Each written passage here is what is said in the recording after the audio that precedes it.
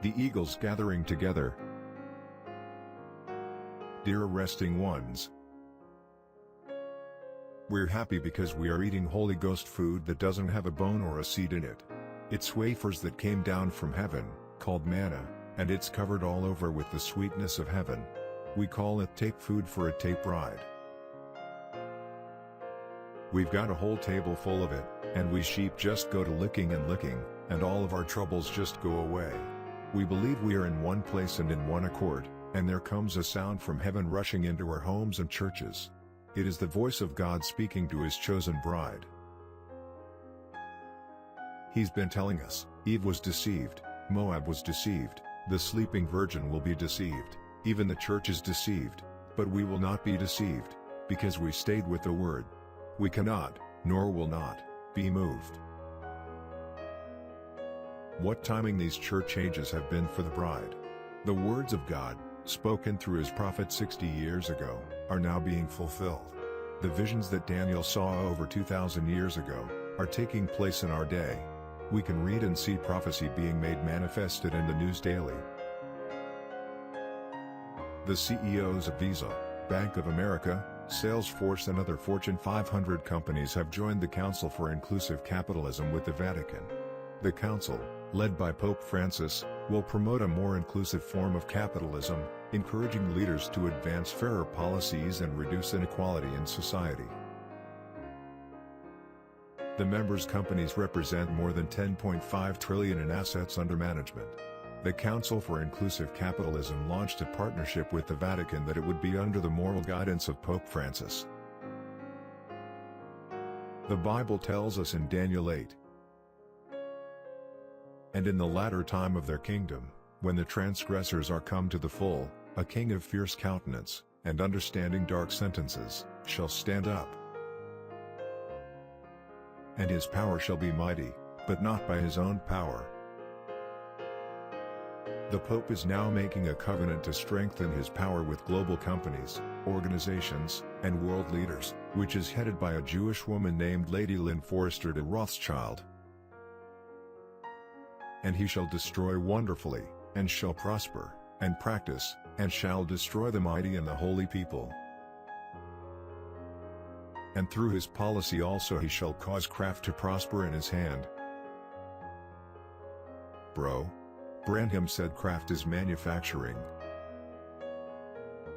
"And he shall magnify himself in his heart, and by peace shall destroy many. He shall also stand up against the prince of princes, but he shall be broken without hand."